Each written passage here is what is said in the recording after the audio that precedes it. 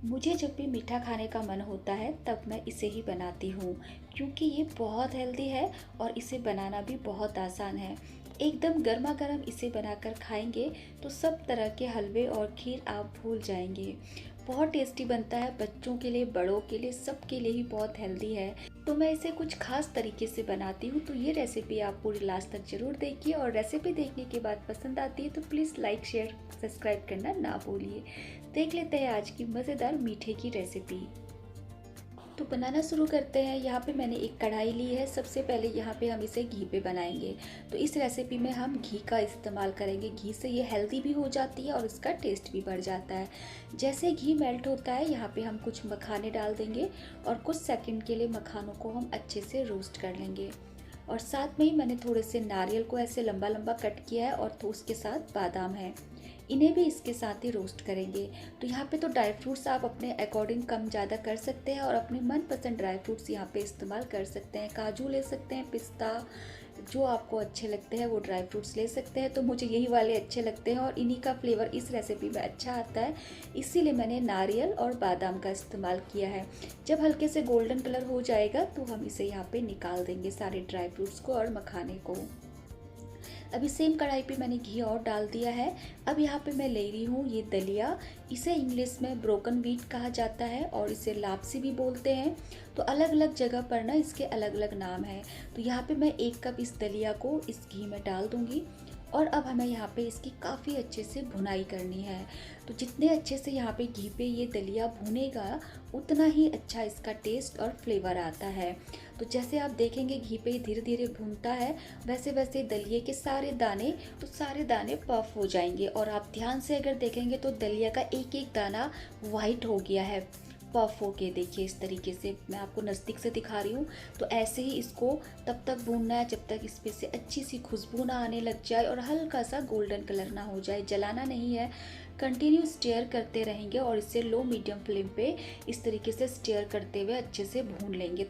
तो आप ये वाला प्रोसेस पहले से भी करके रख सकते हैं। जैसे आपको सुबह बच्चों को टिफ़िन में देना है तो रात को ही आप इसे इस तरीके से भून के रख सकते हैं स्टोर करके। मैं यहाँ पे इसे कढ़ाई में बना रही हूँ, आप इसे कुकर में भी बना सकते हैं, कुकर में और जल्दी बन जाएगा। अभी यहाँ पे मैंने 1 गिलास पानी लिया है और यहाँ पे मैं आधा गिलास पानी और डालूंगी। हाफ कप दलिए के लिए 1.5 गिलास पानी का इस्तेमाल किया है मैंने। अब इसे हमें कवर लगा के अच्छे से कुक करना है। अगर आप कुकर में बनाते हैं तो 1 विसल कुकर में आप इसे लगा दीजिए, थोड़ा सा टाइम बच जाता है। तो मैं इसे आज कढ़ाई में ही बना रही हूँ। इसे कवर लगा दिया। अब यहाँ पे हम इसके लिए शुगर सिरप बना लेंगे। शुगर सिरप मतलब गुड़ का पानी। यहाँ पे मैंने ये जैगरी पाउडर लिया है, ये शक्कर, जो गुड़ की शक्कर आती है वो 1 कटोरी लिया है। जितना दलिया लिया है उतना ही इसको लेंगे हम। तो यहाँ पे मैंने क्या किया, इसको पानी में 1 गिलास पानी डाल के इसको अच्छे से घोल लिया है, मतलब बॉईल किया है अच्छे से। हमें यहाँ पे एक तार की चाशनी नहीं बनानी है, कोई भी चाशनी नहीं बनानी है। बस जैगरी पाउडर को, गुड़ की शक्कर को पानी में डाल के अच्छे से घोल के कुक कर लेना है। एक बार अच्छे से बॉईल आ जाएगा, फ्लेम को आप ऑफ कर दीजिए और एक साइड पे रख दीजिए। अगर आपके पास गुड़ नहीं है तो आप यहाँ पे मिश्री का भी इस्तेमाल कर सकते हैं या चीनी का भी इस्तेमाल कर सकते हैं। तो यहाँ पे देखिए हम अपना दलिया चेक कर लेते हैं। जितना इस पर हमने पानी डाला था सारा पानी एब्जॉर्ब कर लिया है दलिया ने और एक अपनी क्वांटिटी से डबल भी हो गया और काफ़ी फूल भी गया है। तो अगर आपको लगता है कि आपका दलिया अच्छे से कुक नहीं हुआ है तो आप यहाँ पे आधा गिलास पानी डाल के और इसे कुक कर सकते हैं। तो यहाँ पे मेरा दलिया तो अच्छे से कुक हो गया है और इसको मैंने 2-3 बार बीच बीच में हिलाया भी था। हिलाते हुए ही हमें इसे कुक करना है। अभी आप यहाँ पे दाने को चेक करिए, अगर दलिया अच्छे से मैश हो रहा है तो ये कुक हो गया, नहीं हुआ है तो आप आधा गिलास पानी डाल के और कुक कर लीजिए। कुकर में बनाएंगे तो ज़्यादा जल्दी ये बन जाता है। अब क्या करेंगे, जो हमने गुड़ का पानी बना के रखा था उसे छान लेंगे और छानने के बाद ही हमें इस पर डालना है। तो मैंने ये गिलास में छान लिया था। 1 गिलास पानी मैं यहाँ पे ले रही हूँ और इसको थोड़ी देर और कुक करेंगे, अच्छे से मिक्स कर लेंगे गुड़ के पानी के साथ। आप यहाँ पे चीनी का भी इस्तेमाल कर सकते हैं, तो थोड़ा सा मैं चीनी अवॉइड करती हूँ। आप मिश्री का भी इस्तेमाल कर सकते हैं। सेम तरीके से धागे वाली मिश्री को भी आप पानी में अच्छे से कुक कर लीजिए और उसे डाल दीजिए, चाशनी नहीं बनानी है, बस ये ध्यान रखें। इसे अच्छे से मिक्स कर लिया है मैंने। अभी यहाँ पे कुछ चीज़ें मैं और डालूंगी। यहाँ पे ले रही हूँ मैं ये पोक्ता, पॉपी सीड जिसे बोलते हैं, खसखस। तो 1 चम्मच इसे लिया है। ये काफ़ी हेल्दी होता है, इससे घुटनों का दर्द, पैरों का दर्द नहीं होता है। साथ में मैंने 1 चम्मच मगज़ के दाने लिए हैं, खरबूजे के जो बीज आते हैं वो लिए हैं, इसे भी मिक्स कर देंगे। और जो हमने अभी ड्राई फ्रूट्स को, मखाना और ये नारियल को भी फ्राई करके रखा था ना, इसे भी साथ में ही डाल देंगे। इसे भी अभी थोड़ी देर हम कुक करेंगे। अब यहाँ पे आप अपने अकॉर्डिंग इसकी कंसिस्टेंसी रख सकते हैं। अगर आपको थोड़ा सा लिक्विड ही चाहिए ऐसे, तो आप इसको थोड़ी देर कुक करके सर्व कर सकते हैं। तो लेकिन मैं यहाँ पे थोड़ा सा और इसे कुक करूँगी। अभी यहाँ पे मैं ले रही हूँ 2 बड़े चम्मच मिल्क पाउडर, क्योंकि हमने इसे पानी में पकाया है, दूध नहीं डाला है। तो अगर आप 2 चम्मच मिल्क पाउडर डाल देंगे तो इससे दूध की कमी नहीं महसूस होती है खाते टाइम, और बहुत ही क्रीमी फ्लेवर इसका आता है मिल्क पाउडर डालने से। आपके पास नहीं है तो आप स्किप कर सकते हैं, हाफ गिलास दूध डाल सकते हैं।